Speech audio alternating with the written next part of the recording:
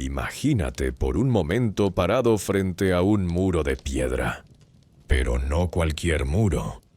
Este se eleva ante ti como una ola congelada en el tiempo.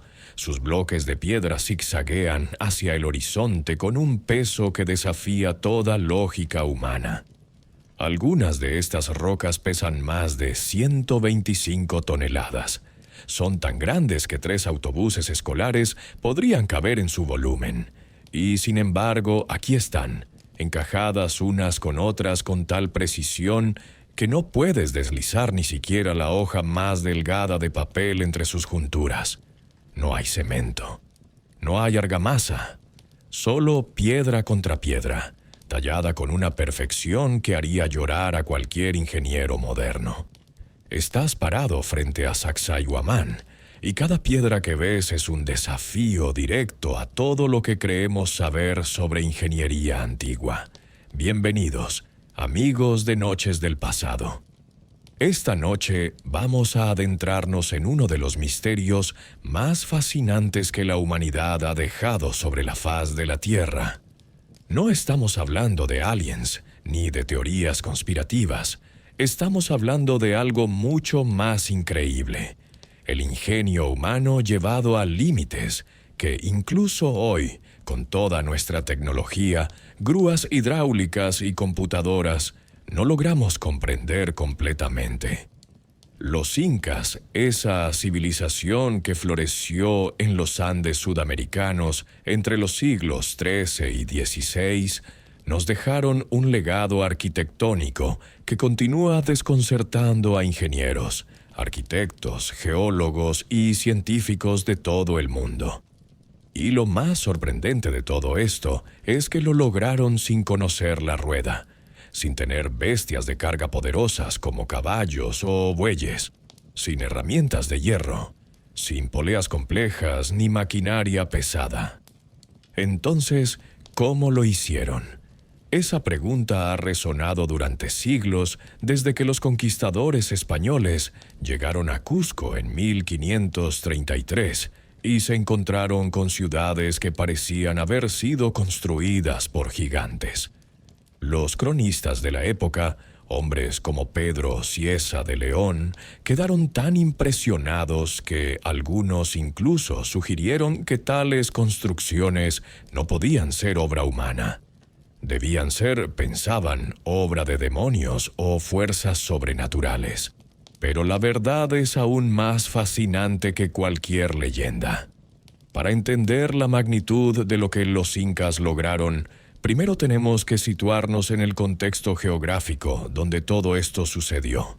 Los Andes no son cualquier cadena montañosa. Son la cordillera más larga del mundo, extendiéndose por más de 7.000 kilómetros a lo largo de Sudamérica. Son también una de las más jóvenes geológicamente, lo que significa que son extremadamente activas. Terremotos, deslizamientos, erupciones volcánicas. El suelo bajo los pies de los incas temblaba constantemente. Las altitudes en las que trabajaban variaban desde el nivel del mar en la costa del Pacífico hasta picos que superaban los 6.000 metros sobre el nivel del mar. El clima cambiaba dramáticamente en cuestión de 100 kilómetros. Desiertos áridos junto a valles fértiles, selvas tropicales al lado de glaciares eternos, precipicios que caían cientos de metros hacia ríos torrentosos, laderas tan empinadas que caminar por ellas ya era un desafío, mucho menos construir sobre ellas. Y fue en este entorno hostil, en esta geografía que parece diseñada específicamente para hacer imposible cualquier tipo de construcción permanente, donde los incas decidieron no solo sobrevivir, sino crear un imperio. El Tahuantinsuyo, que en quechua significa las 4 regiones unidas, llegó a extenderse desde el sur de Colombia hasta el centro de Chile, abarcando lo que hoy son Ecuador, Perú, Bolivia y partes de Argentina. Más de 2 millones de kilómetros cuadrados bajo un solo gobierno, unidos por una red de caminos y comunicaciones que rivalizaba con el sistema vial del Imperio Romano. Pero había una diferencia crucial entre Roma y el Tahuantinsuyo. Los romanos construyeron su imperio en terreno relativamente plano, con acceso a abundantes recursos y tecnologías heredadas de civilizaciones anteriores. Los incas hicieron lo mismo, pero en vertical, en montañas, en lugares donde la simple existencia humana ya era un reto diario. Y no solo sobrevivieron, prosperaron. Construyeron ciudades que parecen brotar orgánicamente de las montañas mismas. Tallaron terrazas agrícolas en laderas imposibles. Transportaron piedras del tamaño de casas pequeñas a través de terreno que haría sudar a un ingeniero moderno con todo su equipo motorizado. Crearon sistemas de irrigación tan sofisticados que algunos todavía funcionan hoy, más de 500 años después de que el último ingeniero inca los tocara. La arquitectura inca no fue un accidente, no fue suerte. Fue el resultado de una comprensión profunda de la ingeniería, las matemáticas, la astronomía, la geología y la hidráulica que rivaliza con cualquier cosa que existiera en su época en cualquier parte del mundo. Y en algunos aspectos, sus soluciones eran superiores a las que encontramos hoy. Tomemos, por ejemplo, el problema de los terremotos. Los Andes están ubicados justo encima de una zona de subducción, donde la placa tectónica de Nazca se desliza bajo la placa sudamericana. Esto genera algunos de los terremotos más poderosos del planeta. Ciudades modernas construidas con acero y concreto se desmoronan cuando la tierra tiembla con fuerza suficiente. Pero los muros incas, construidos hace más de 500 años, permanecen en pie. De hecho, cuando el devastador terremoto de 1950 golpeó Cusco, destruyendo el 60% de la ciudad, los edificios coloniales españoles se derrumbaron. Las estructuras modernas colapsaron, pero los cimientos incas sobre los cuales muchos de esos edificios habían sido construidos permanecieron virtualmente intactos.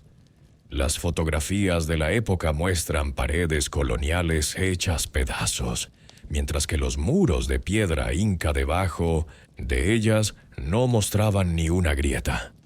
¿Cómo es esto posible? Investigadores del Instituto Geológico, Minero y Metalúrgico del Perú, conocido como INGEMET, han pasado años estudiando este fenómeno. Lo que descubrieron es fascinante.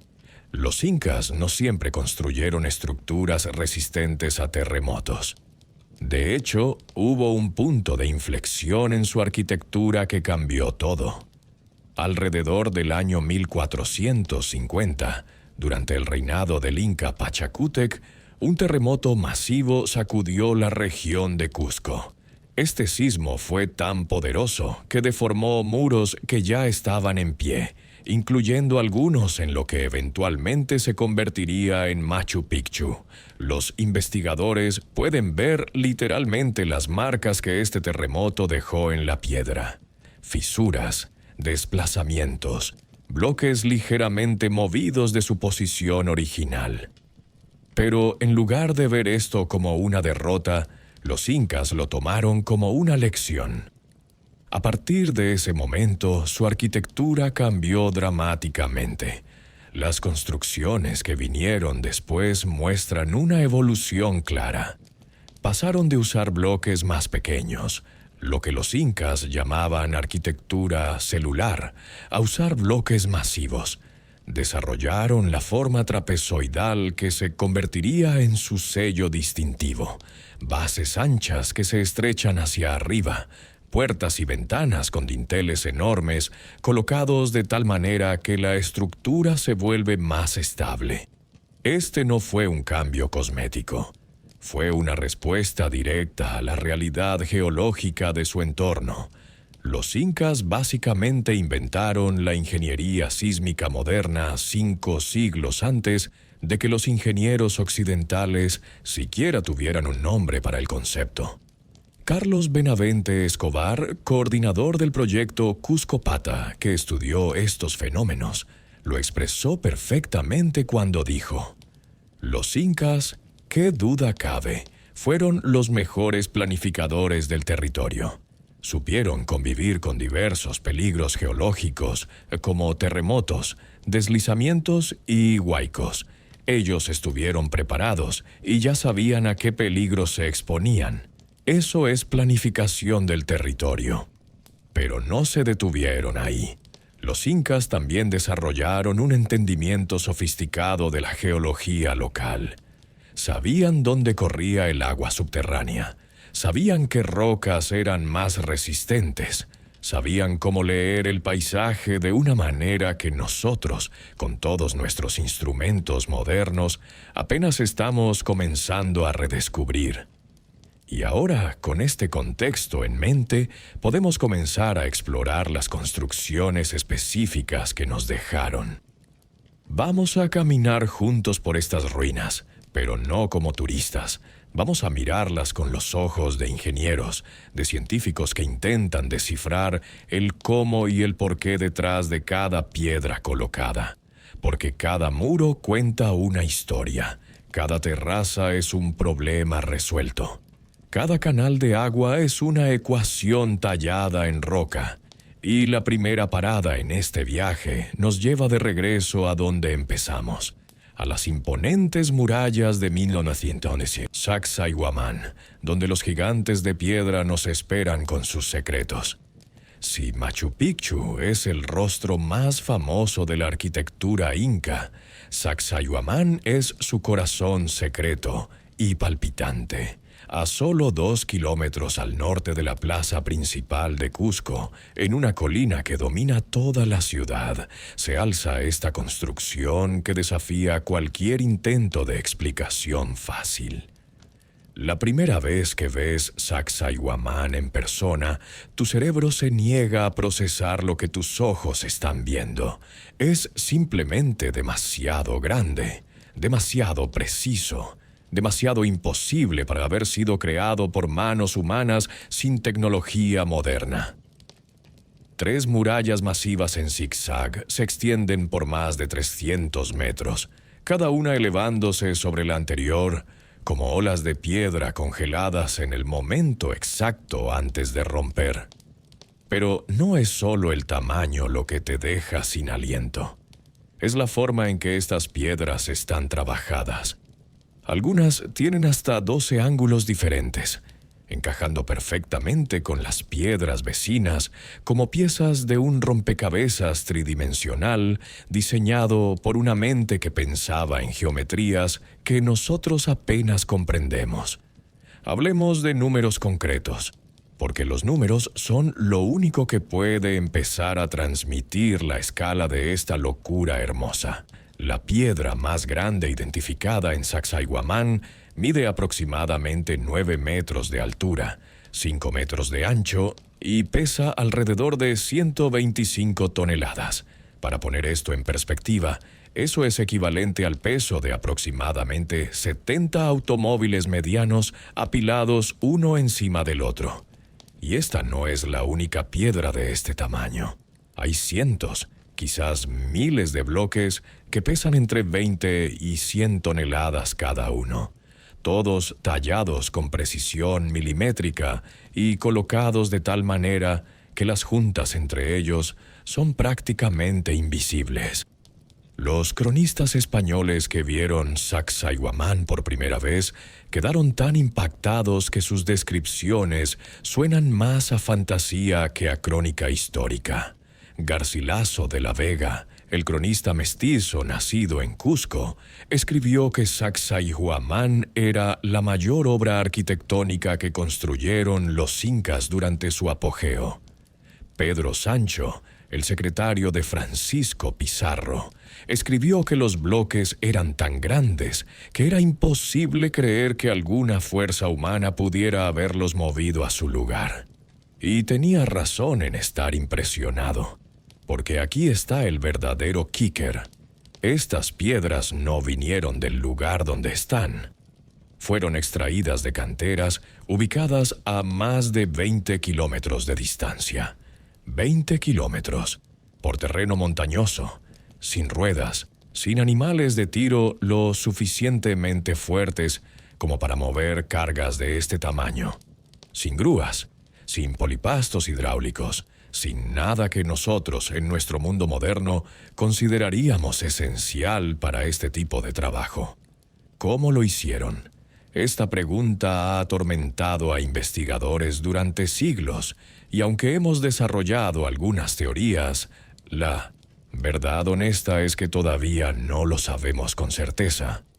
Lo que sí sabemos viene de varias fuentes: evidencia arqueológica, experimentación moderna y, curiosamente, las propias piedras, que guardan pistas sobre cómo fueron trabajadas. Primero, la extracción. Los incas no tenían herramientas de hierro y mucho menos acero.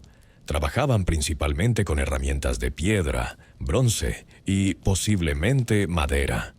La técnica más probable que usaban se llama rock pecking o picoteo de roca. Básicamente, usaban piedras más duras que la roca que querían dar forma, golpeándolas repetidamente contra la superficie hasta tallarla en la forma deseada. Suena primitivo, ¿verdad? Pero no lo era. Era increíblemente efectivo cuando se hacía correctamente. Piedras como el basalto y ciertos tipos de granito, que son extremadamente duros, se usaban como martillos para trabajar piedras más suaves como la caliza, la andesita y la diorita.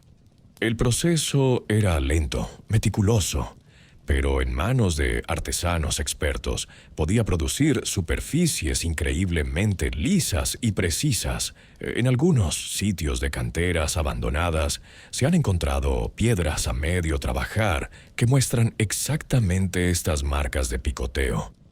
Puedes ver dónde los trabajadores comenzaron a dar forma a un bloque antes de decidir, por alguna razón, dejarlo allí.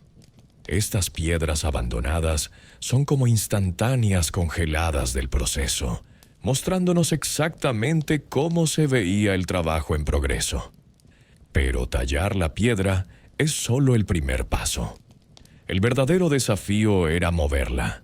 Sabemos por registros históricos y evidencia arqueológica que los incas usaban un sistema de trabajo comunal llamado mitá. Para un proyecto masivo como Sacsayhuamán, se movilizaban trabajadores de todo el imperio. Los cronistas mencionan que más de 20,000 hombres trabajaron en la construcción de este complejo durante un período de 70 años. 3 generaciones de trabajadores, cada uno contribuyendo su parte a esta obra monumental. Para mover las piedras, la teoría más aceptada es que usaban una combinación de cuerdas, palancas, planos inclinados y trabajo humano puro. Las cuerdas incas, hechas de fibras vegetales como la ichu, eran sorprendentemente fuertes. Algunas de estas cuerdas, cuando se trenzaban correctamente, podían soportar cargas de varias toneladas. Múltiples equipos de hombres usando estas cuerdas podían, en teoría, arrastrar bloques enormes sobre superficies preparadas. Pero aquí es donde la teoría se vuelve nebulosa. 20 kilómetros es una distancia muy larga para arrastrar 125 toneladas, incluso con miles de hombres. El terreno entre las canteras y Sacsayhuamán no es plano. Hay ríos que cruzar. Hay colinas que subir. Cada obstáculo representa un problema de ingeniería que necesita ser resuelto.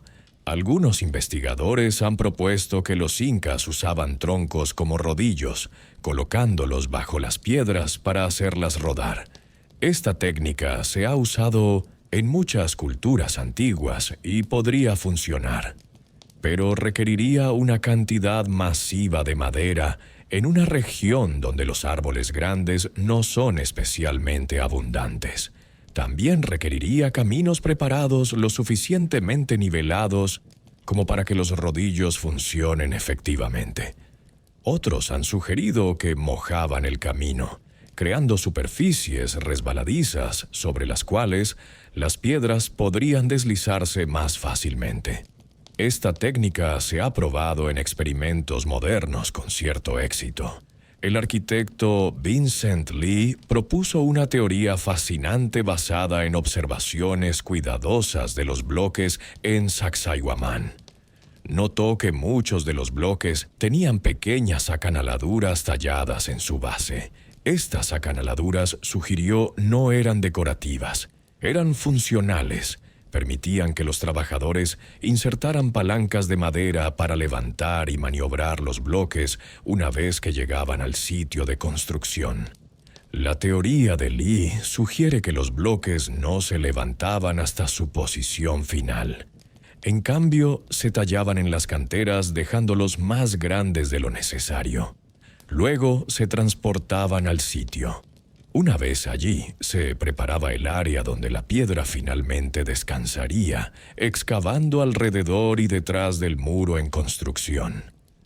Luego, los bloques se bajaban a su posición, y solo entonces se hacía el tallado final para asegurar un ajuste perfecto. Este método explicaría muchas cosas. Explicaría por qué algunas piedras a medio terminar se encuentran en el sitio mismo de Sacsayhuamán. No eran bloques que iban a ser usados en otro lugar y fueron abandonados. Eran bloques que estaban siendo tallados in situ cuando la construcción se detuvo. Explicaría cómo lograron la precisión extraordinaria en el ajuste. No estaban tratando de hacer que dos piedras pretalladas encajaran perfectamente.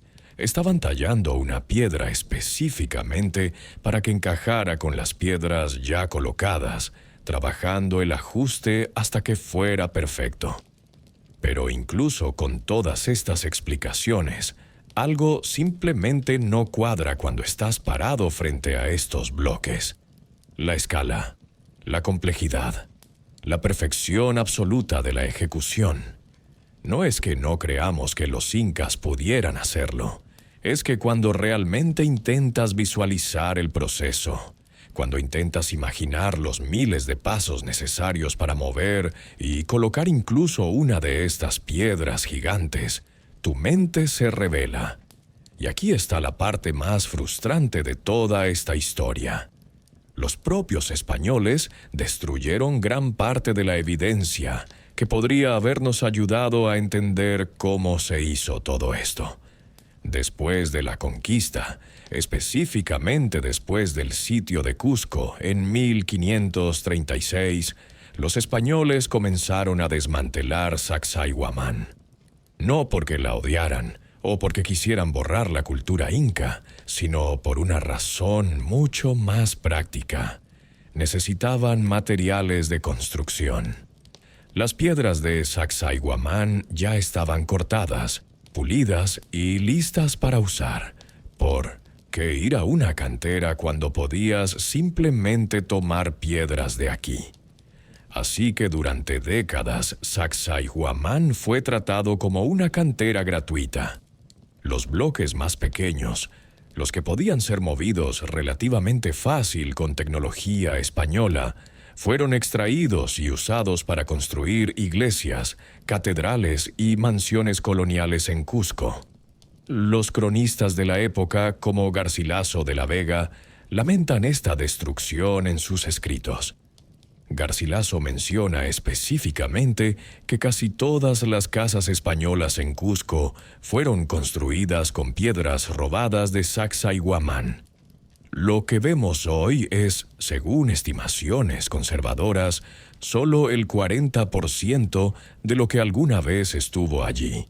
Y lo que queda son los bloques que eran simplemente demasiado grandes para que los españoles los movieran, incluso con todas sus poleas y bueyes. Esos gigantes megalíticos que nos dejan sin aliento, hoy no son extraordinarios por casualidad. Son lo que quedó precisamente porque eran imposibles de mover incluso para una civilización con tecnología mucho más avanzada que la de los incas. Déjame repetir eso porque es importante. Los españoles, con grúas, poleas, animales de tiro, herramientas de hierro y siglos de conocimiento ingenieril europeo, no pudieron mover los bloques más grandes de Sacsayhuamán. Las piedras que los incas colocaron allí con sus supuestas técnicas primitivas eran demasiado grandes incluso para la tecnología española del siglo XVI. Esta paradoja está en el corazón de por qué Sacsayhuamán continúa fascinándonos. No es solo que no sabemos exactamente cómo lo hicieron. Es que cuando realmente examinamos la evidencia, nos enfrentamos a la posibilidad incómoda de que tal vez los incas sabían algo que nosotros hemos olvidado. Tal vez tenían técnicas, conocimientos o métodos que se perdieron cuando su civilización fue destruida y que, a pesar de todos nuestros avances tecnológicos, aún no hemos redescubierto. Esta no es una admisión de derrota para la ciencia moderna. Es una invitación a la humildad. Los incas nos están diciendo, a través de estas piedras silenciosas, que hay más de una manera de resolver un problema. Que la inteligencia humana, cuando se aplica con suficiente dedicación, paciencia y comprensión, puede lograr cosas que parecen imposibles. Y Sacsayhuamán no fue la única hazaña de ingeniería megalítica de los incas. Está Ollantaytambo, con su templo del sol construido con bloques de granito rojo que fueron extraídos de canteras al otro lado del valle del río Urubamba y luego levantados por la montaña. Está el muro de Satunrumiyoc en Cusco, donde una piedra con 12 ángulos encaja perfectamente entre todas las piedras que la rodean. Está Pisac, Chinchero, Tipón.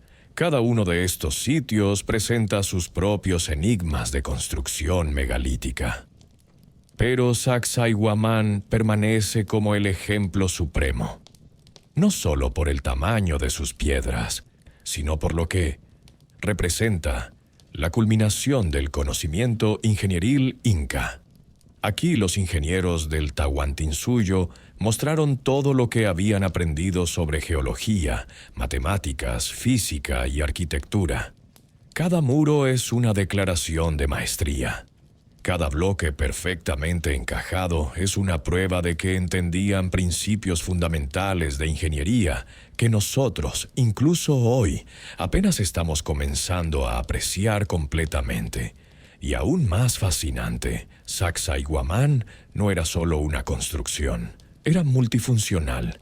Los investigadores ahora creen que servía como fortaleza, sí, pero también como templo ceremonial, como centro astronómico y posiblemente incluso como un tipo de laboratorio donde los ingenieros incas enseñaban a la próxima generación de constructores.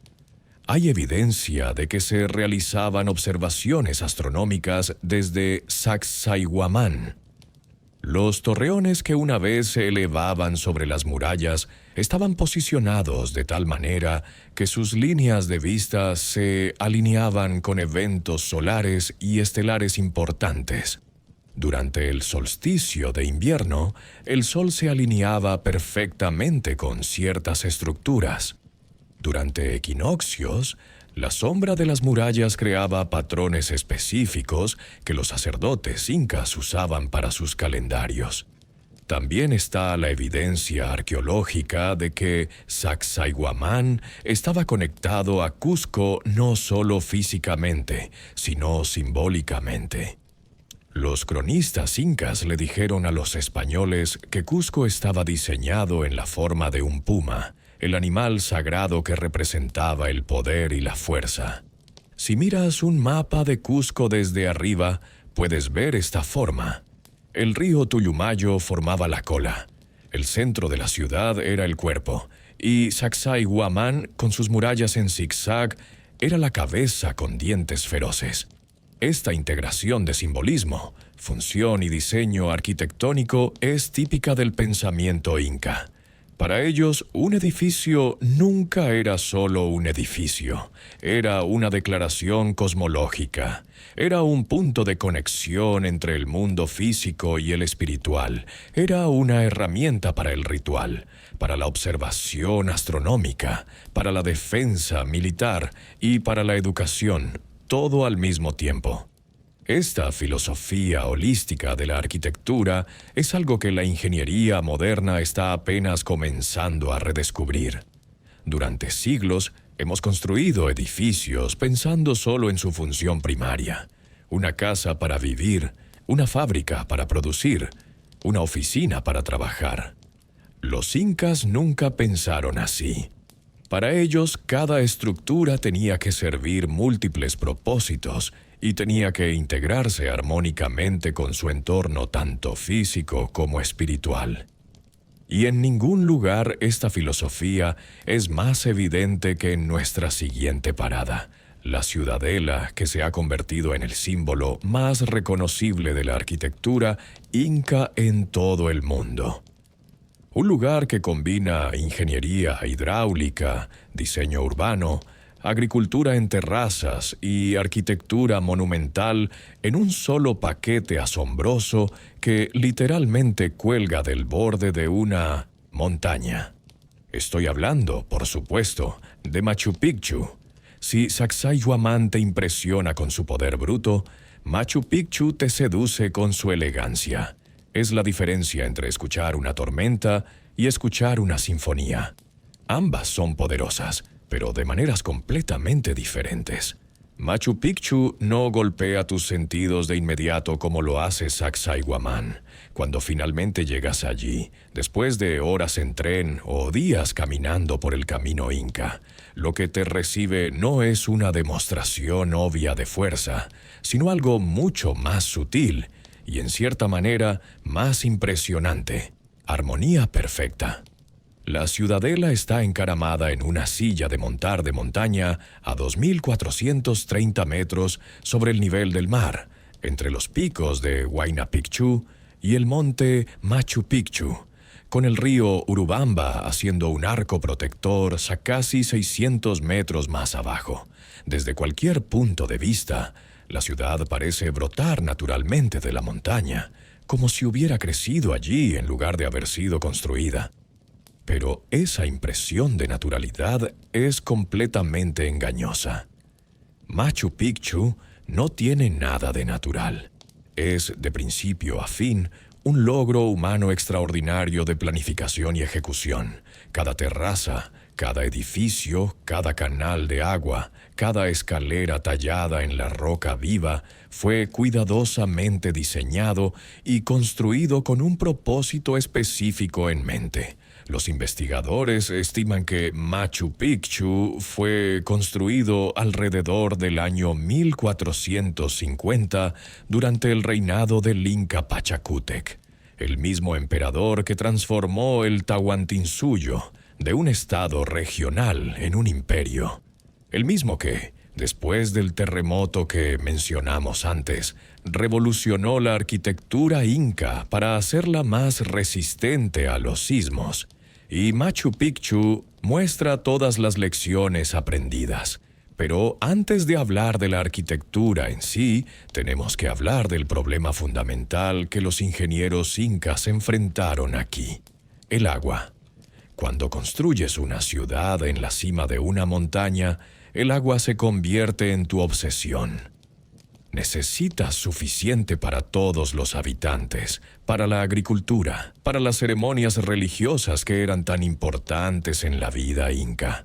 Pero también necesitas asegurarte de que el agua de lluvia, que en esta región puede ser torrencial durante la estación húmeda, no destruya tus estructuras. Demasiada agua es tan peligroso como muy poca. Los incas resolvieron este problema con una elegancia que hace que ingenieros hidráulicos modernos se queden mirando en asombro silencioso. El ingeniero hidráulico estadounidense Kenneth Wright pasó años estudiando el sistema de agua de Machu Picchu. Lo que descubrió lo llevó a escribir un libro entero sobre el tema: Machu Picchu, una maravilla de la ingeniería civil. Y no es hipérbole. Lo que los incas construyeron aquí realmente es una maravilla. Comienza con la fuente. En la ladera norte de la montaña, los ingenieros incas identificaron un manantial natural. Pero ese manantial por sí solo no proporcionaba suficiente agua. Entonces, ¿qué hicieron? Construyeron un sistema de recolección que capturaba agua de un área mucho más grande. Imagina esto. Construyeron un muro de piedra de aproximadamente 14 metros y medio de largo y 1,40 metros de alto en la ladera de la montaña. El agua subterránea se filtraba a través de este muro hacia una zanja de piedra rectangular de unos 80 centímetros de ancho. Este sistema mejoró el rendimiento del manantial natural, de tal manera que podía proporcionar agua confiable durante todo el año. Pero aquí está la parte verdaderamente impresionante.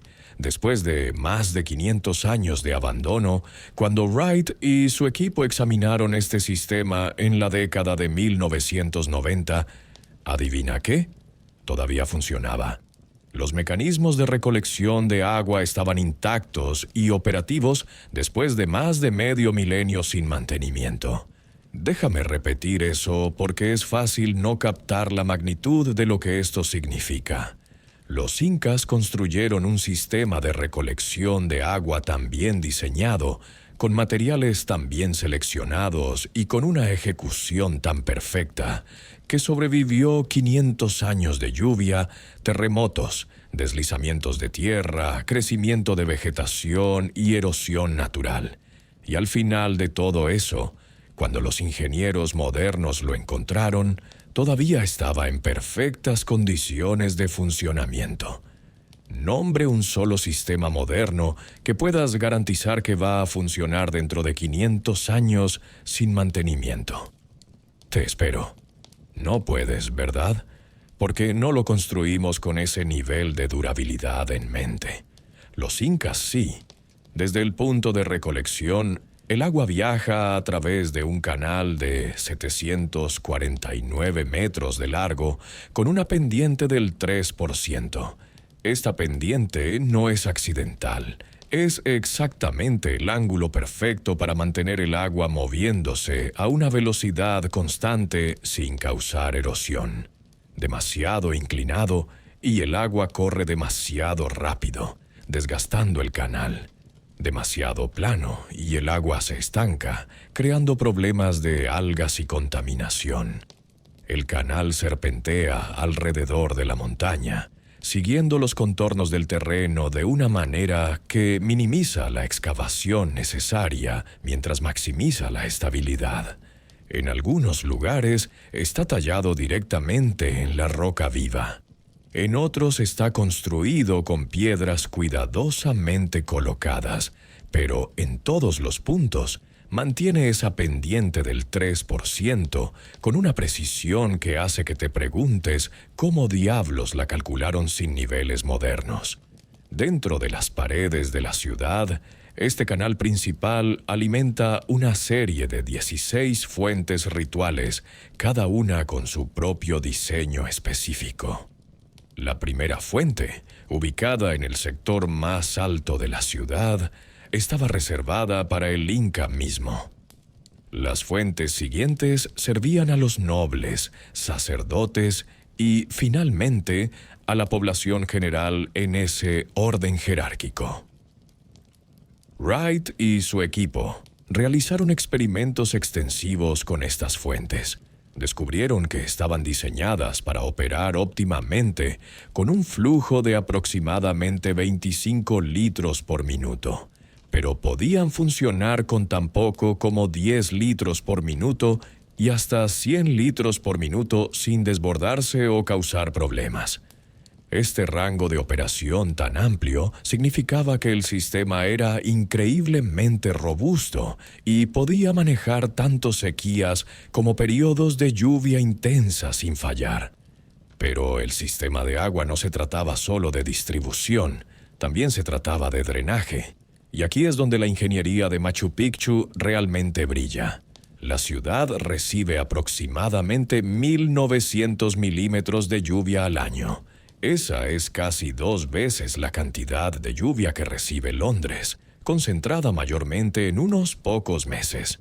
Si esa agua no se maneja adecuadamente, las terrazas se deslavarían, los edificios se inundarían y toda la estructura de la ciudad eventualmente colapsaría. Los incas lo sabían.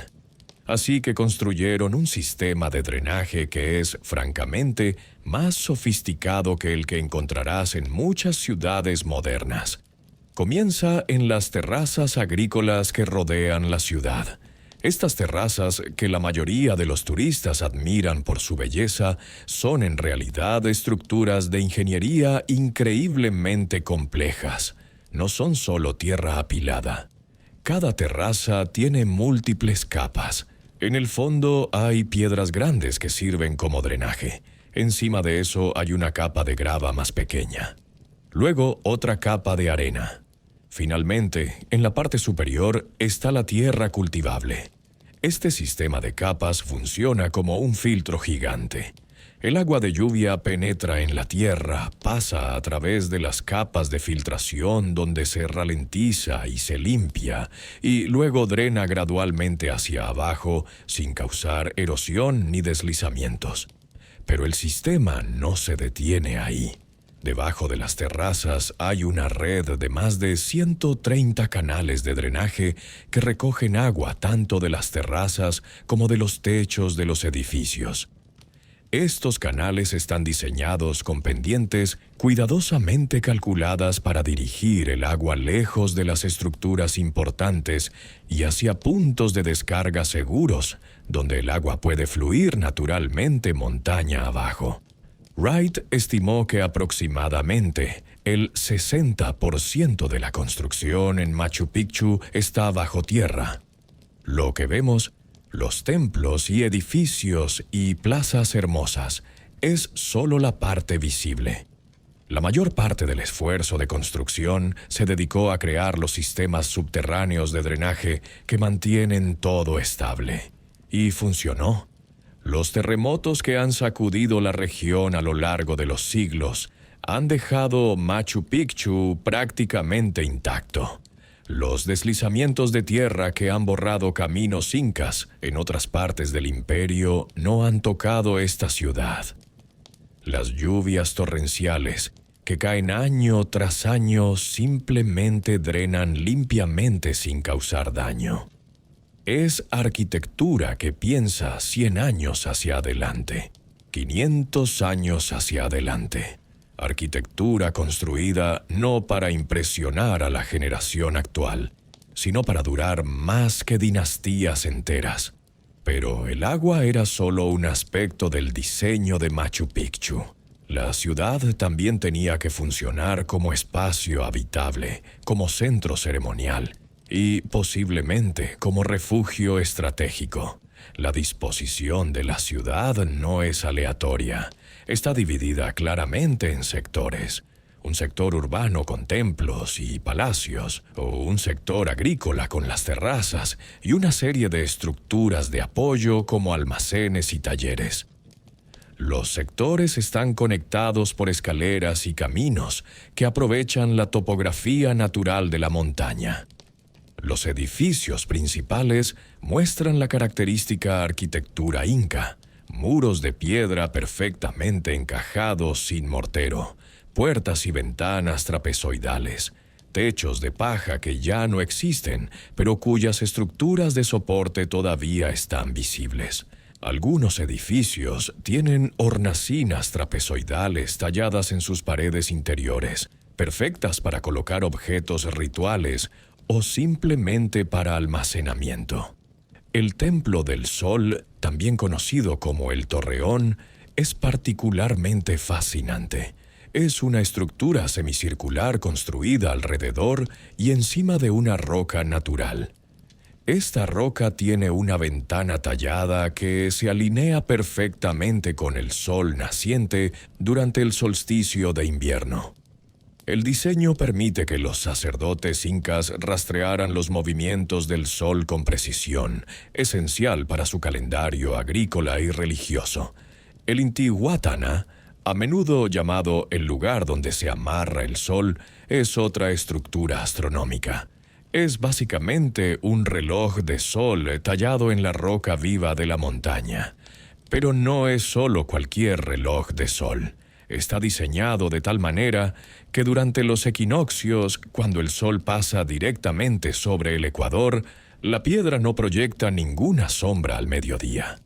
Los incas usaban estas observaciones para determinar con precisión las estaciones y planificar sus ciclos agrícolas.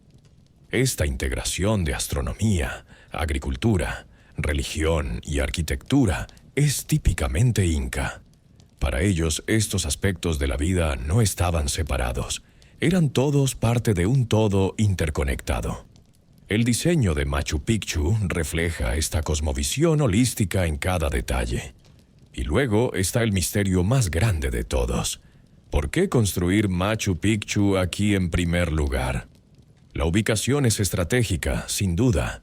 Está oculta de las rutas comerciales principales. Solo es visible desde ciertos ángulos específicos. Está naturalmente defendida por precipicios en 3 lados. Todo esto sugiere que podría haber sido algún tipo de refugio o retiro real. Algunos investigadores, como el antropólogo Federico Kaufmann-Doig, han propuesto que Machu Picchu era principalmente un centro administrativo diseñado para extender el control inca sobre las regiones de selva alta al este de los Andes. Las terrazas eran para experimentar con cultivos de diferentes altitudes. Los almacenes eran para guardar tributos recolectados de poblaciones locales. Otros, como Fernando Astete, el jefe del Parque Arqueológico de Machu Picchu, sostienen que la ciudad servía como un nexo entre los Andes y la Amazonía, facilitando el intercambio de productos y conocimientos entre estas regiones radicalmente diferentes. La verdad probablemente involucra elementos de todas estas teorías. Machu Picchu era multifuncional, como la mayoría de las construcciones incas importantes. Era un centro administrativo, un sitio ceremonial, un observatorio astronómico, un centro agrícola experimental y, posiblemente, un retiro real, todo al mismo tiempo. Pero hay otro aspecto de Machu Picchu que no podemos ignorar: su increíble resistencia sísmica. Después del terremoto de Kobe en 1995, investigadores japoneses viajaron a Machu Picchu para estudiar cómo las estructuras incas respondían a eventos sísmicos. Lo que encontraron fue fascinante. Mientras que edificios modernos en Kobe habían colapsado, las estructuras de Machu Picchu habían permanecido esencialmente intactas a través de siglos de terremotos. El secreto, descubrieron, estaba en el diseño aparentemente irregular de los muros. Lo que parece ser aleatorio, en realidad es una estrategia deliberada. Las piedras con forma poligonal, especialmente las que tienen 5, 6 o 7 lados, actúan como amortiguadores naturales durante un terremoto. La forma asimétrica permite que las piedras se muevan ligeramente, absorbiendo y disipando la energía sísmica en lugar de resistirla rígidamente. Es el mismo principio que los ingenieros modernos están tratando de incorporar en los rascacielos actuales con sistemas de amortiguación. Pero los incas lo descubrieron y lo implementaron hace más de 500 años sin computadoras, sin modelos de elementos finitos, sin simulaciones digitales. Lo descubrieron a través de observación, experimentación y una comprensión profunda de cómo se comportan los materiales bajo tensión. Algunos investigadores han sugerido incluso que los incas se inspiraron en patrones naturales para estos diseños. Las formas poligonales de las piedras se asemejan a las células de maíz, un cultivo sagrado para los incas. Esta no sería solo una conexión estética. El maíz tiene que flexionarse con el viento sin quebrarse. Las piedras tienen que moverse con los terremotos sin desmoronarse. El mismo principio, aplicado en diferentes escalas. Esta es la esencia del genio inca. Observar la naturaleza, entender sus principios y luego aplicarlos a la ingeniería humana. No trabajaban contra la naturaleza, trabajaban con ella. Y en Machu Picchu, esta filosofía alcanza su expresión más perfecta. La ciudad no domina la montaña, se fusiona con ella. Los muros siguen los contornos de la roca natural. Los edificios se acomodan a las características topográficas existentes en lugar de nivelar todo y construir desde cero. Es arquitectura que respeta y se adapta a su entorno en lugar de tratar de conquistarlo. Esta lección de humildad frente a la naturaleza es algo que nuestra civilización moderna está apenas comenzando a reaprender. Durante siglos hemos visto la construcción como una batalla contra la naturaleza. Los incas la veían como una colaboración. Pero Machu Picchu no existía en aislamiento. Era parte de un sistema mucho más grande, una red que conectaba todo el imperio.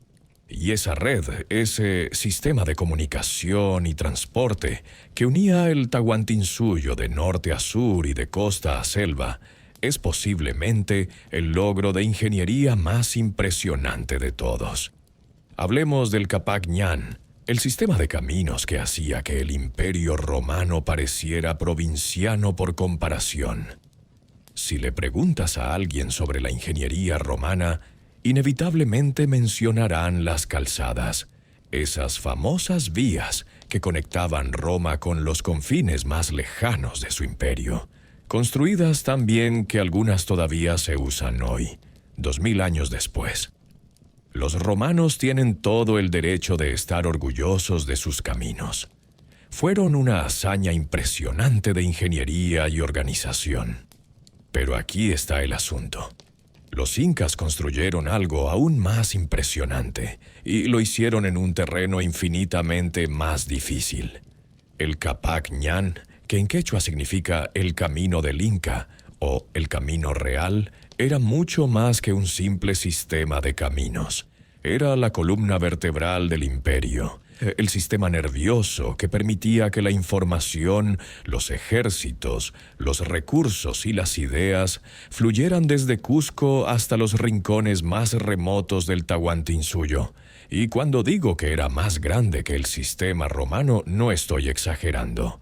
Las calzadas romanas en su apogeo abarcaban aproximadamente 80.000 kilómetros.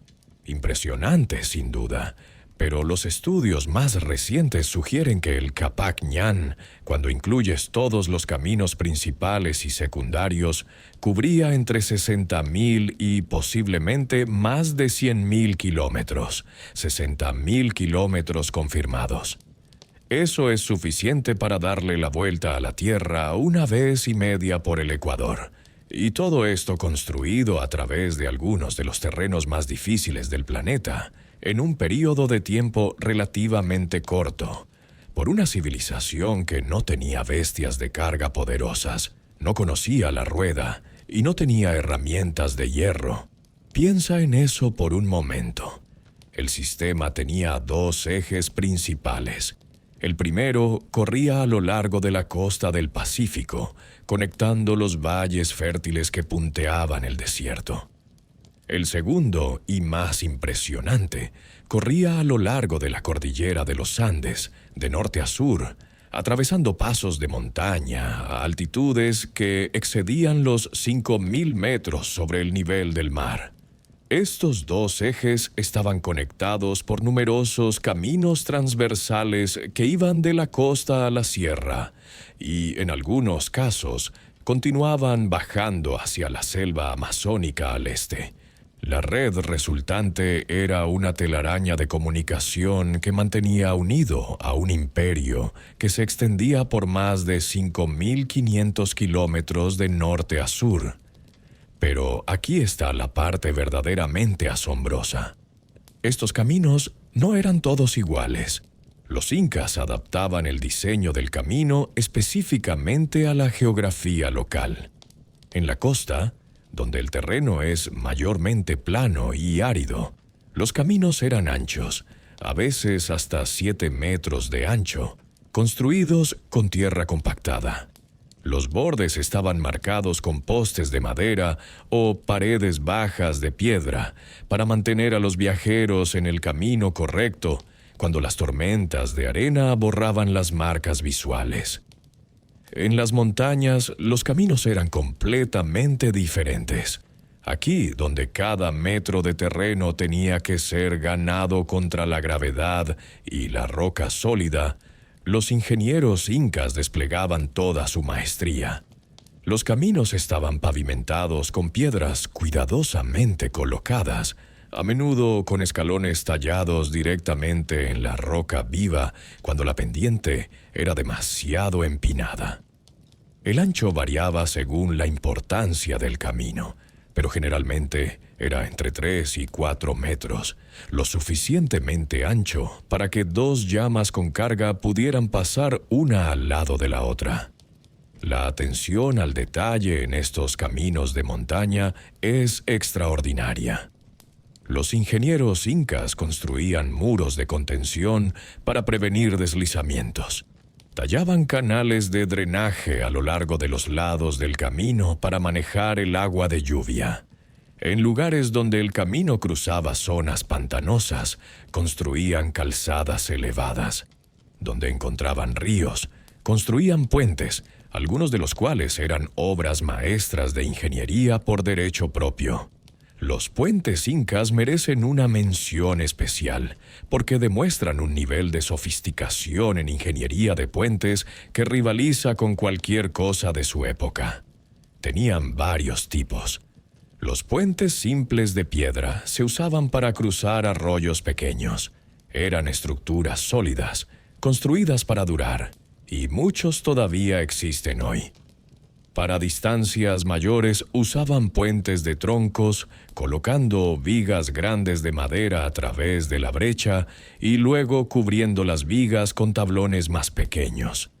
Pero los puentes más impresionantes, los que realmente capturan la imaginación, eran los puentes colgantes hechos de cuerdas trenzadas de fibra vegetal. Estos puentes podían extenderse distancias de hasta 60 metros sobre cañones profundos y ríos tormentosos. Estaban hechos de cables gruesos trenzados de hierba ichú, la misma hierba resistente que crece en las alturas andinas. Los cables se anclaban firmemente en ambos lados del cañón, a menudo a estructuras de piedra masivas construidas específicamente para ese propósito. Luego se tejía un piso de cañas sobre los cables de soporte, creando una superficie para caminar.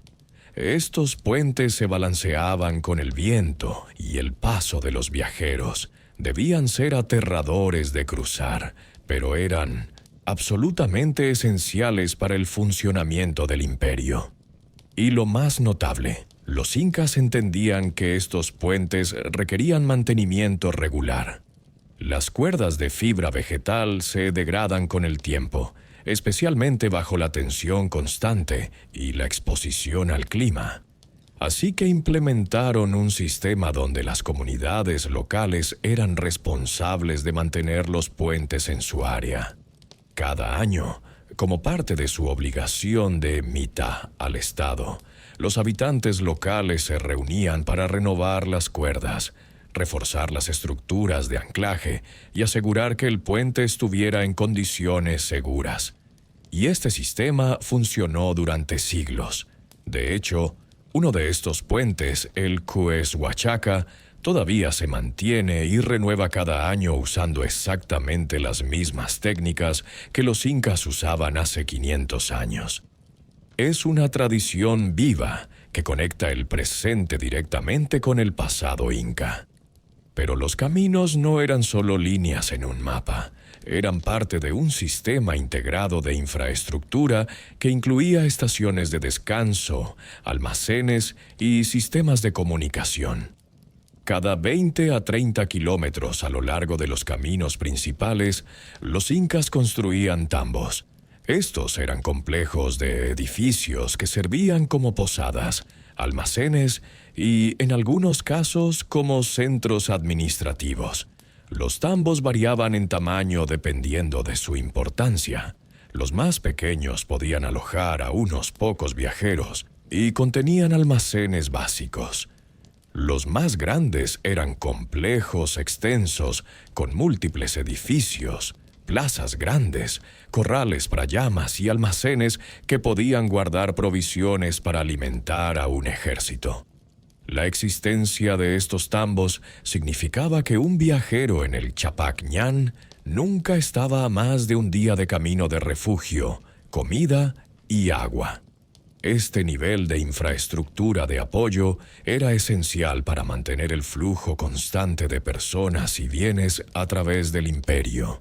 Y luego estaban los chasquis, el sistema de mensajeros que usaban los caminos para transmitir información a velocidades que no serían igualadas en las Américas hasta la llegada del telégrafo.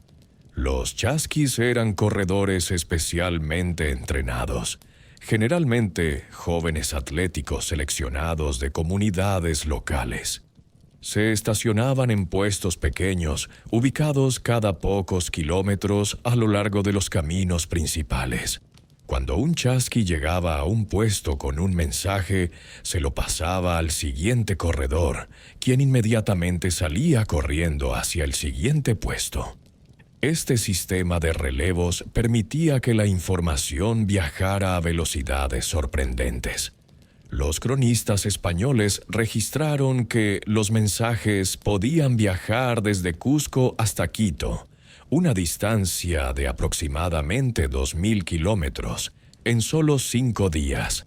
Eso es un promedio de 400 kilómetros por día, atravesando montañas, cruzando ríos, subiendo a pasos de altitud extrema.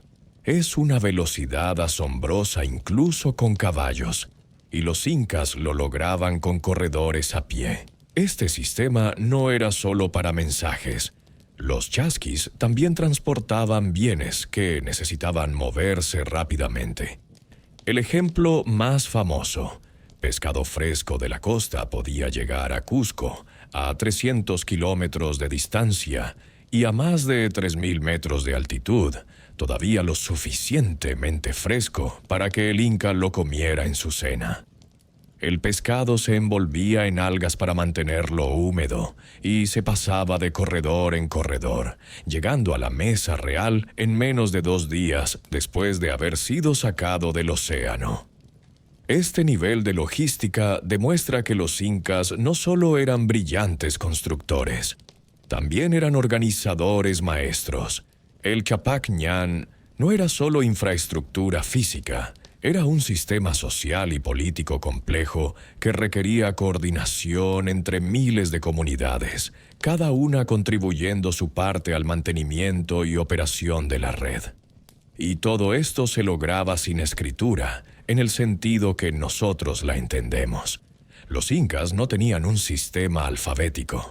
En cambio, usaban quipus, dispositivos hechos de cuerdas anudadas que podían registrar información numérica y, posiblemente, incluso narrativas complejas. Los administradores usaban quipus para rastrear inventarios en los almacenes, registrar tributos pagados por diferentes comunidades y mantener registros de cuántos trabajadores estaban disponibles para proyectos estatales. El hecho de que pudieran mantener un imperio tan grande y complejo sin escritura alfabética es, en sí mismo, un testimonio de su genio organizacional. Desarrollaron sistemas alternativos que funcionaban igual de bien para sus propósitos, si no mejor en algunos aspectos. El Chapac Ñan también tenía una dimensión simbólica y cosmológica. Para los incas, los caminos no eran solo medios de transporte, eran manifestaciones físicas del orden que el inca imponía sobre el caos del mundo natural. Cada camino que se extendía desde Cusco era como un rayo de poder imperial, llevando la civilización inca a las regiones salvajes. Hay evidencia de que ciertos caminos estaban alineados con eventos astronómicos. Algunos investigadores han propuesto que el layout general del Capac Ñan forma una especie de chacana gigante, la cruz andina sagrada, superpuesta sobre el paisaje. Esta teoría es controvertida y no todos los arqueólogos la aceptan. Pero lo que es indiscutible es que los incas pensaban en sus caminos en términos tanto prácticos como espirituales. Los caminos también servían una función militar crucial. Pachacútec y sus sucesores usaron el Capac Ñan para mover ejércitos rápidamente a través del imperio. Cuando una región se rebelaba o cuando se planeaba una conquista, miles de soldados podían ser movilizados y transportados a través de los caminos en cuestión de semanas. Esta capacidad de respuesta rápida era esencial para mantener el control sobre un territorio tan vasto. Después de la conquista española, los caminos continuaron siendo usados. Los españoles rápidamente se dieron cuenta del valor del sistema que habían heredado. De hecho, muchos de los caminos principales de las colonias españolas en Sudamérica seguían las rutas del Capac Ñan. Algunos todavía lo hacen hoy, pero sin el sistema de mantenimiento inca, sin la organización social que aseguraba que cada comunidad cuidara su sección del camino, sin los tambos y los almacenes y los chasquis, el sistema comenzó a deteriorarse. Partes fueron absorbidas por carreteras coloniales. Otras secciones fueron abandonadas y reclamadas por la vegetación. Puentes colapsaron sin nadie que los renovara. Solo en las últimas décadas ha habido un esfuerzo concertado para documentar, preservar y celebrar el Capac Ñan como el logro de ingeniería que realmente es. En 2014, la UNESCO declaró el sistema vial andino Patrimonio de la Humanidad, reconociendo su importancia como una de las obras de ingeniería más impresionantes de la historia precolombina. Hoy, secciones del Capac Ñan han sido restauradas y son caminadas por turistas que quieren experimentar lo que era viajar a través del Imperio Inca. El más famoso de estos es el Camino Inca a Machu Picchu, una caminata de 4 días que sigue una sección bien preservada del sistema vial. Pero el Camino Inca a Machu Picchu representa solo una minúscula fracción del Capac Ñan total.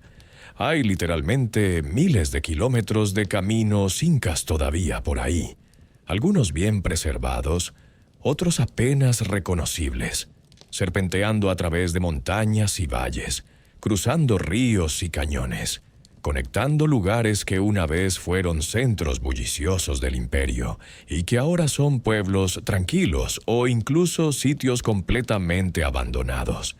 Cada sección de estos caminos es un recordatorio de la ambición, la organización y la pura determinación de los incas. Construyeron esta red no en décadas, sino en generaciones. Fue un proyecto que comenzó mucho antes del apogeo del imperio y continuó hasta el momento en que los españoles llegaron y todo cambió irreversiblemente. Y a través de estos caminos fluyó todo lo que hace a un imperio. Tropas, comerciantes, peregrinos, información, arte, comida, ideas. El Capac Ñan era más que infraestructura. Era la circulación sanguínea del Tahuantinsuyo, bombeando vida desde el corazón en Cusco hasta las extremidades más distantes en Colombia y Chile. Pero toda esta red, todos estos caminos, todas estas ciudades que hemos discutido, fueron construidos usando técnicas que incluso hoy no entendemos completamente. Y es hora de que hablemos directamente sobre esas técnicas, sobre los métodos que los incas usaban, que continúan desconcertando a ingenieros y científicos modernos. Hay un momento que todo ingeniero que visita sitios incas eventualmente experimenta. Es el momento en que dejas de ser un turista, admirando vistas hermosas, y te conviertes en un profesional tratando de resolver un problema. Te acercas a un muro, examinas las junturas entre las piedras, miras el ángulo de corte, la suavidad del pulido, la forma en que los bloques se entrelazan. Y entonces te preguntas la pregunta que define tu profesión. ¿Cómo diablos hicieron esto? Porque aquí está el problema central que confronta a cualquier persona con entrenamiento en ingeniería o construcción cuando miran de cerca la arquitectura inca. No deberían haber podido hacer lo que hicieron con las herramientas que tenían. Déjame ser claro. No estoy sugiriendo que hubiera aliens involucrados o tecnología perdida de alguna civilización anterior misteriosa. Los incas hicieron todo esto. Son un triunfo humano. Pero son un triunfo humano que desafía las limitaciones que nosotros, en nuestra era moderna, asumimos que deberían aplicarse. Empecemos con lo básico, las herramientas. Los incas no tenían hierro. No tenían acero. Los metales más duros que podían trabajar de manera efectiva eran el bronce y el cobre, que son significativamente más blandos que el hierro. Para trabajar piedra, usaban principalmente otras piedras, martillos de piedra, cinceles de piedra, rocas duras usadas para pulir superficies. El tipo de piedra que trabajaban con mayor frecuencia era la andesita, un tipo de roca volcánica que es bastante dura. También trabajaban con diorita, granito y caliza. Estas no son rocas blandas. Son exactamente el tipo de piedra que los canteros modernos evitarían trabajar a mano porque requiere mucho esfuerzo y herramientas especializadas. Y sin embargo, los incas tallaban estas piedras con una precisión que rivaliza con cualquier cosa que hagamos hoy con nuestros equipos motorizados. Las junturas entre bloques en estructuras como el Coricancha o el sector ceremonial de Pisac son tan apretadas que no puedes insertar ni la hoja de un cuchillo entre ellas. No estamos hablando de milímetros de precisión, estamos hablando de fracciones de milímetro. La técnica más comúnmente aceptada para tallar es lo que se llama rock pecking o picoteo de roca. Ya mencioné esto brevemente cuando hablamos de Sacsayhuamán, pero vale la pena entrar en más detalle porque es fundamental para entender cómo trabajaban los incas. El picoteo de roca involucra usar una piedra dura como martillo para golpear repetidamente la superficie de la piedra que quieres dar forma. Suena increíblemente simple y primitivo, pero cuando se hace correctamente es sorprendentemente efectivo. Los golpes repetidos crean pequeñas fracturas en la piedra que gradualmente se van astillando. Con suficiente tiempo y paciencia, puedes tallar formas complejas. La evidencia de esta técnica se puede ver en piedras inacabadas encontradas en canteras incas.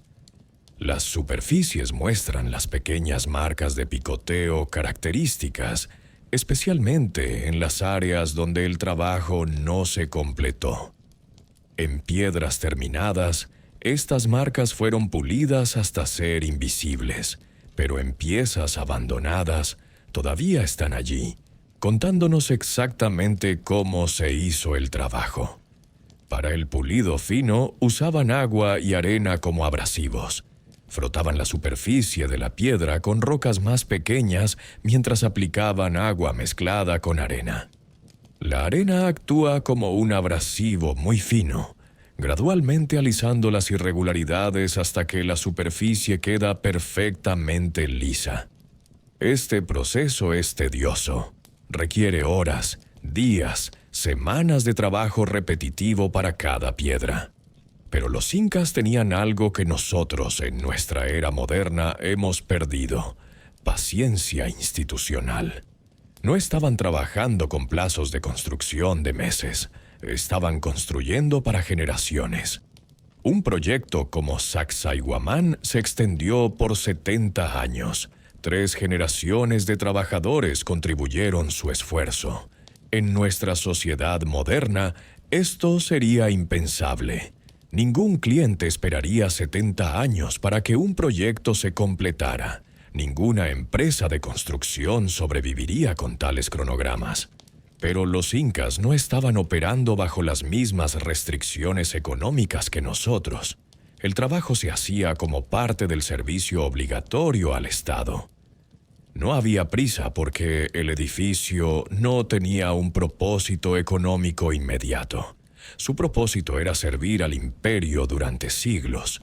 Esta diferencia fundamental en la concepción del tiempo y el trabajo es algo que la gente moderna tiene dificultad para comprender. Estamos acostumbrados a medir el éxito en trimestres y años fiscales.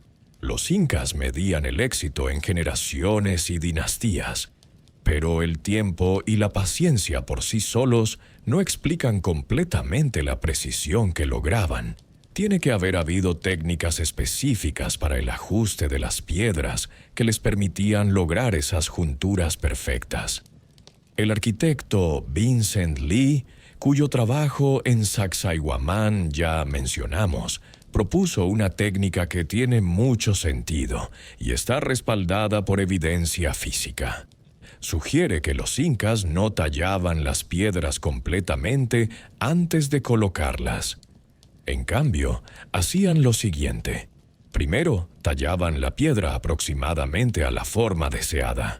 Luego la llevaban al sitio de construcción y la colocaban en su posición aproximada. Una vez en posición, usaban una técnica de scribing o marcado. Trazarían el contorno de la piedra debajo sobre la nueva piedra que estaban colocando. Esto les mostraba exactamente dónde necesitaban tallar más para lograr un ajuste perfecto. Luego levantaban la piedra nuevamente, hacían el tallado fino basándose en esas marcas y la volvían a colocar. Este proceso se repetía, levantando, tallando, recolocando, una y otra vez hasta que la piedra encajaba perfectamente sin ningún espacio. Las acanaladuras encontradas en la base de muchos bloques grandes apoyan esta teoría. Estas acanaladuras permitirían que los trabajadores insertaran palancas de madera para levantar y maniobrar los bloques durante este proceso iterativo de ajuste. Este método explicaría la precisión extraordinaria.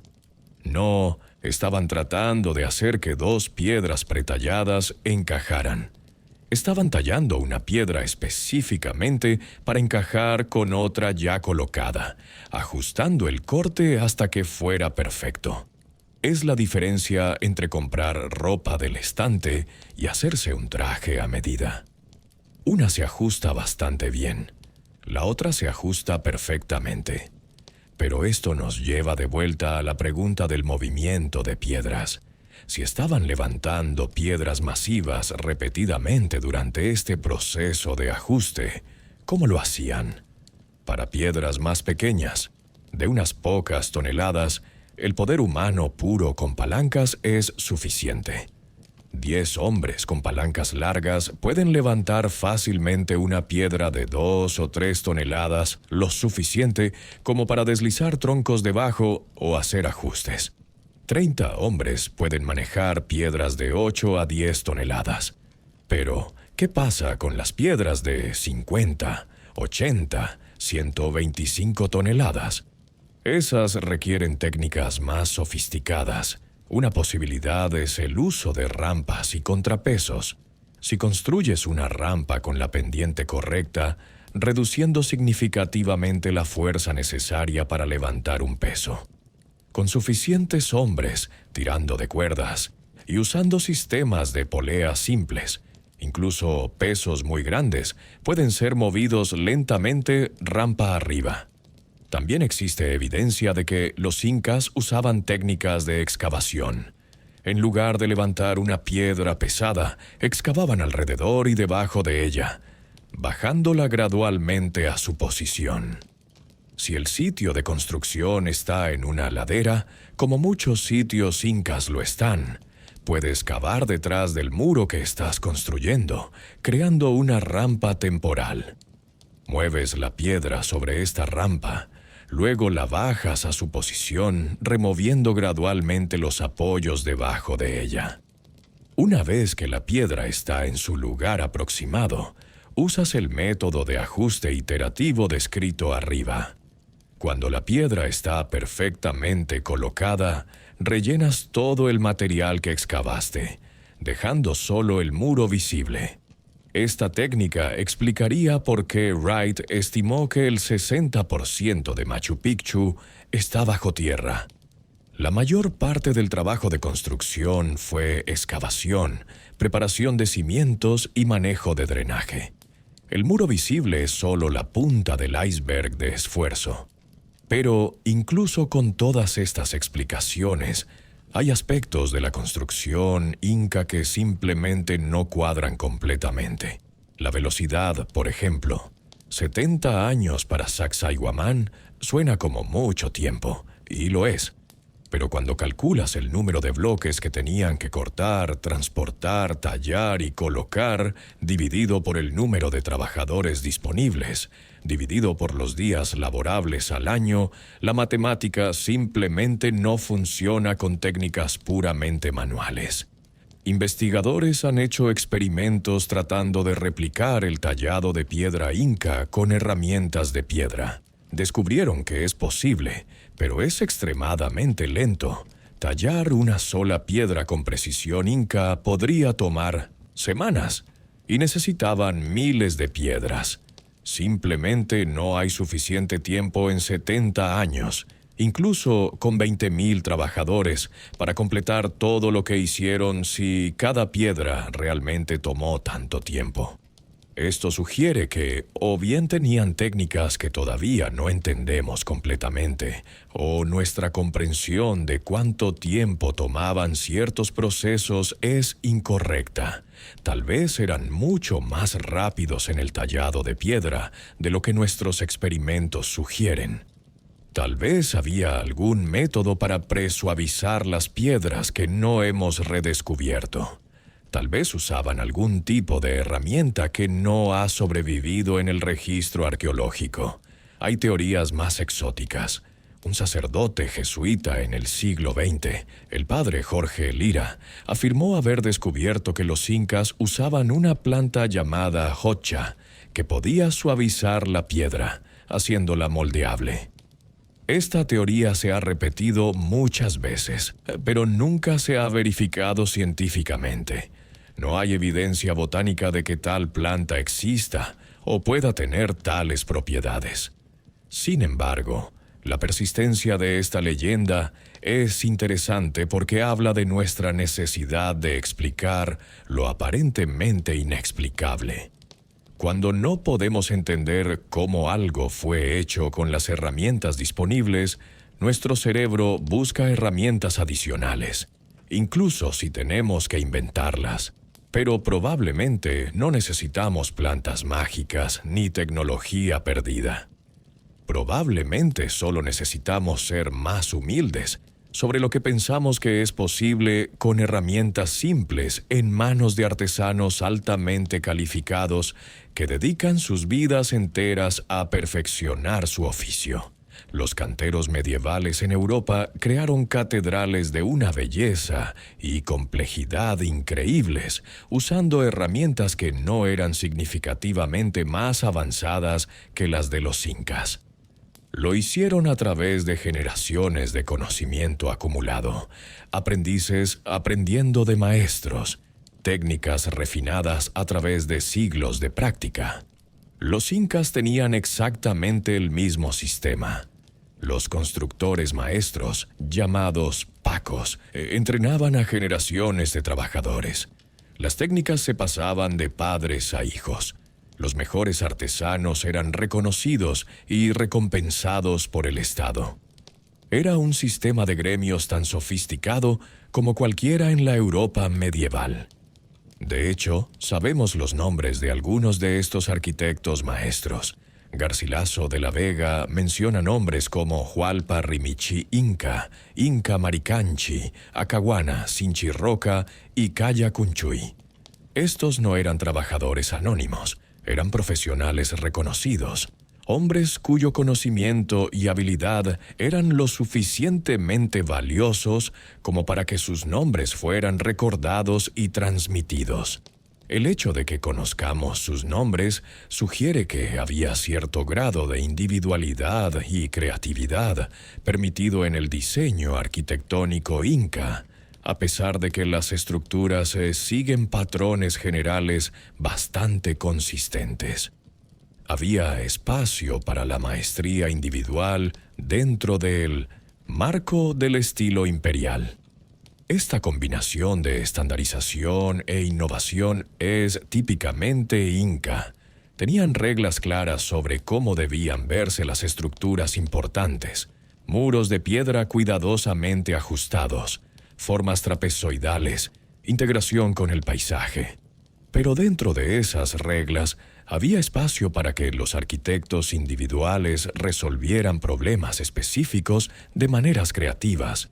Y finalmente, no podemos hablar de técnicas incas sin mencionar su mayor innovación: la arquitectura antisísmica. Ya tocamos esto cuando hablamos de Machu Picchu, pero vale la pena enfatizar porque es quizás el área donde los incas realmente estaban adelantados a su tiempo. Los ingenieros modernos han pasado décadas estudiando cómo hacer que los edificios sean resistentes a los terremotos. Hemos desarrollado técnicas sofisticadas, aislamiento de base, donde el edificio se separa de sus cimientos para que puedan moverse independientemente durante un sismo. Amortiguadores de masa sintonizados, que son pesos masivos en la parte superior de los rascacielos que se mueven para contrarrestar el balanceo del edificio. Marcos de acero flexibles, que pueden doblarse sin romperse. Todas estas técnicas se desarrollaron después de siglos de estudio científico, cálculos complejos y pruebas extensivas. Los incas desarrollaron su propia versión de ingeniería sísmica a través de la observación directa y la experimentación práctica. Su técnica principal era la construcción de muros inclinados con formas trapezoidales. Esta forma distribuye el peso de tal manera que el centro de gravedad del muro está bajo y central, haciéndolo inherentemente más estable. Las puertas y ventanas trapezoidales siguen el mismo principio. El dintel pesado en la parte superior está bien soportado por los lados inclinados, haciendo menos probable que se caiga durante un terremoto. Pero el verdadero secreto era el método de construcción sin mortero.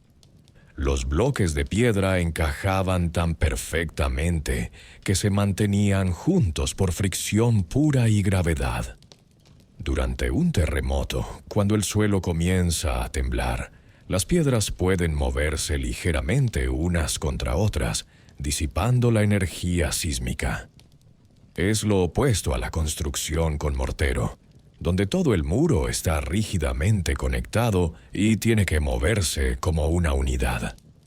Los japoneses, después de su investigación en Machu Picchu post-COVID, comenzaron a aplicar principios similares en su propia arquitectura moderna.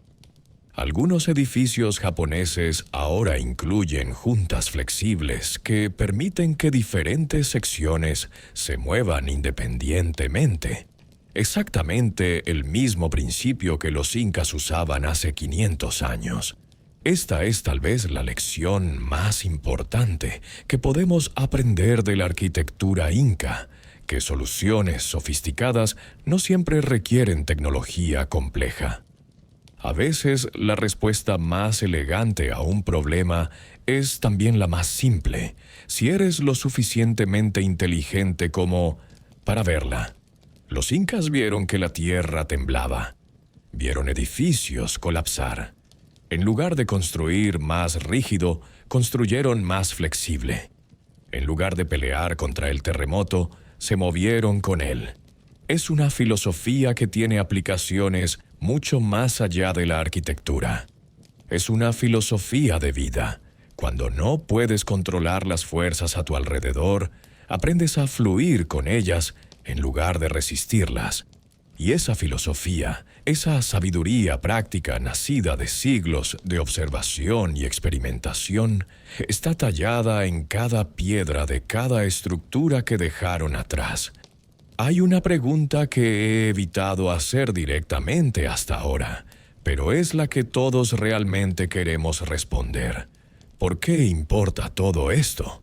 ¿Por qué deberíamos preocuparnos por cómo una civilización que desapareció hace casi 500 años construía sus edificios? ¿Qué diferencia hace para nosotros, viviendo en el siglo XXI con todos nuestros avances tecnológicos, si los incas podían o no mover piedras de 125 toneladas sin grúas modernas? La respuesta es tanto simple como profunda. Importa porque nos recuerda que la inteligencia humana no es lineal. El progreso no es una línea recta desde la ignorancia primitiva hasta la iluminación moderna. Las civilizaciones alcanzan picos de conocimiento y creatividad. Luego, ese conocimiento puede perderse cuando esas civilizaciones colapsan. Los romanos sabían cómo hacer concreto que se volvía más fuerte con el tiempo y podía fraguar bajo el agua. Después de la caída de Roma, esta técnica se perdió durante más de 1000 años. El Renacimiento se llama así porque fue un renacimiento del conocimiento clásico que se había olvidado durante la Edad Media. Los incas alcanzaron un nivel de sofisticación en ingeniería civil que, en muchos aspectos, no fue igualado en las Américas hasta siglos después de su caída. Y gran parte de ese conocimiento se perdió con ellos. Cuando los españoles conquistaron el Tahuantinsuyo, no solo destruyeron un imperio político, interrumpieron un sistema educativo entero. Los maestros constructores que entrenaban a la próxima generación fueron asesinados o esclavizados. Los registros en quipu que documentaban técnicas y proyectos fueron quemados como paganos. La tradición oral que preservaba el conocimiento de generación en generación fue cortada. En pocas décadas, la mayoría del conocimiento de construcción inca se perdió. Los propios descendientes de los incas, en su mayoría, ya no sabían cómo sus antepasados habían logrado tales hazañas. Solo las estructuras mismas permanecieron, monumentos mudos a una maestría que ya no podía replicarse. Esto debería darnos pausa. Nos gusta pensar que el conocimiento, una vez ganado, es permanente, que cada generación se construye sobre los logros de la anterior y que nunca retrocedemos. Pero la historia nos muestra una y otra vez que esto no es cierto. El conocimiento puede perderse. La experiencia puede olvidarse. Las civilizaciones pueden olvidar cómo hacer cosas que sus abuelos sabían. Y sin embargo, las piedras permanecen. Los muros de Sacsayhuamán todavía están en pie. Los canales de agua en Machu Picchu todavía fluyen. Las terrazas en Pisac todavía podrían cultivar papas si alguien decidiera plantarlas. La infraestructura física sobrevive siglos después de que el conocimiento que la creó se ha desvanecido. Esto nos dice algo importante sobre cómo los incas concebían la construcción. No estaban construyendo para impresionar a sus contemporáneos, aunque ciertamente lo lograban. Estaban construyendo para la eternidad. Cada estructura estaba diseñada para durar no años ni décadas, sino siglos. milenios si era posible. Esta perspectiva de largo plazo es algo que nuestra civilización moderna ha perdido en gran medida. Construimos con hormigón que se desmorona en 50 años. Usamos acero que se oxida. Nuestros edificios más impresionantes requerirán mantenimiento constante para sobrevivir incluso un siglo. Los muros incas han estado en pie durante 500 años sin mantenimiento y probablemente permanecerán durante otros 500. ¿Cuántos de nuestros edificios modernos pueden hacer esa afirmación? Pero más allá de la durabilidad física, la arquitectura inca nos enseña algo sobre la relación entre los humanos y su entorno. Los incas no veían a la naturaleza como algo que necesitaba ser conquistado o dominado. La veían como un socio en el proceso de construcción. Cuando elegían un sitio para un templo o una ciudad, no nivelaban la montaña para crear una superficie plana. Trabajaban con la topografía existente, incorporando afloramientos rocosos naturales en sus diseños, siguiendo los contornos del paisaje. Sus estructuras se integraban en el entorno en lugar de imponerse sobre él. Esta filosofía de integración en lugar de dominación es algo que los arquitectos modernos están apenas comenzando a redescubrir bajo la bandera de la arquitectura sostenible o biofílica. Pero los incas la practicaban hace 500 años sin necesidad de darle un nombre elegante. Era simplemente la forma en que construían. Hoy, cuando enfrentamos desafíos globales como el cambio climático, la escasez de recursos y el crecimiento urbano insostenible, tal vez haya lecciones que podamos aprender de civilizaciones como los incas que lograron prosperar durante siglos en armonía con su entorno. No estoy sugiriendo que debamos abandonar toda la tecnología moderna y volver a construir con piedras y cuerdas. Eso sería absurdo. Pero sí estoy sugiriendo que hay principios en la arquitectura inca que podrían informar cómo construimos hoy. La idea de que los edificios deben diseñarse para durar generaciones, no solo hasta que se pague la hipoteca. La idea de que la arquitectura debe trabajar con el entorno natural, no contra él. La idea de que la belleza y la función no son opuestas, sino complementarias. La idea de que las soluciones más elegantes a menudo son las más simples. Arquitectos contemporáneos en todo el mundo están empezando a mirar a culturas indígenas como los incas en busca de inspiración. Hay proyectos en Perú que conscientemente incorporan principios de diseño inca. Terrazas para control de erosión, sistemas de drenaje natural, uso de materiales locales, integración con el paisaje.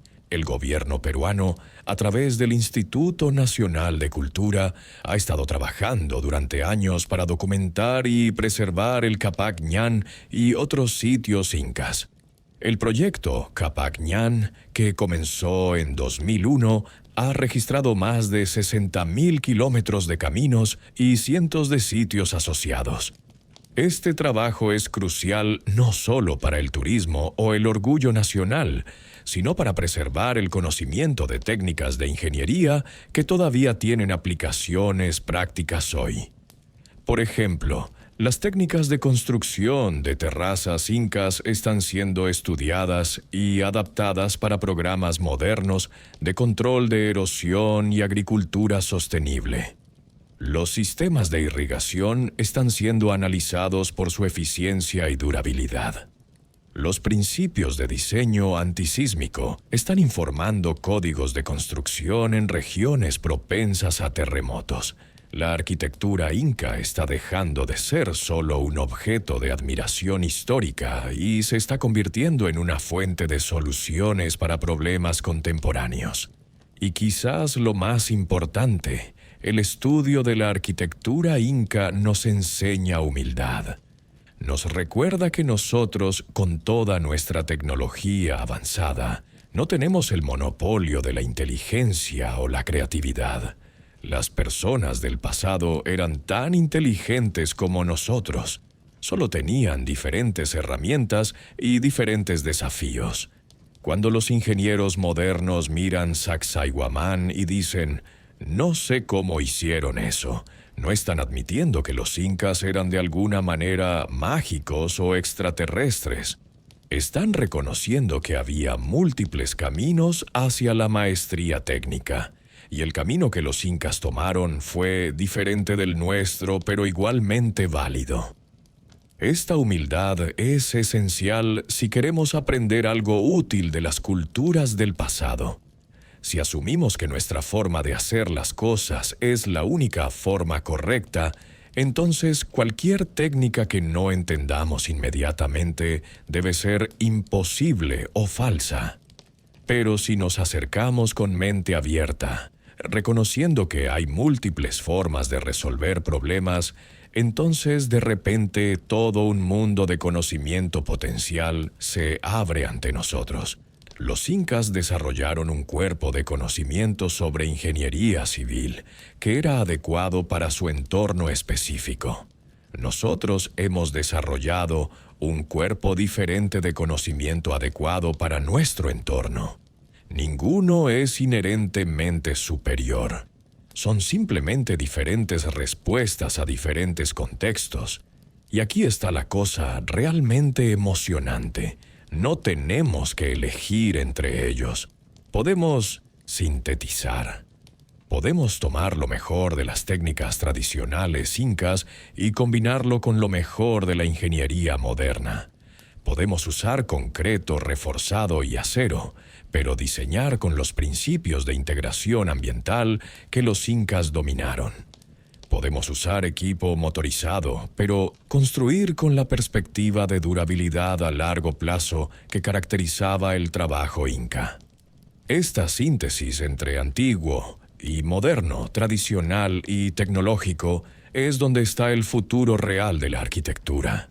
No en rechazar el pasado como primitivo, ni en rechazar el presente como destructivo, sino en encontrar maneras de honrar la sabiduría del pasado mientras aprovechamos las herramientas del presente. Porque al final del día, los incas y nosotros estamos tratando de hacer lo mismo, crear espacios donde los humanos puedan vivir, trabajar y prosperar. Ellos tuvieron éxito durante siglos. Quizás deberíamos escuchar lo que sus piedras silenciosas todavía tienen que enseñarnos.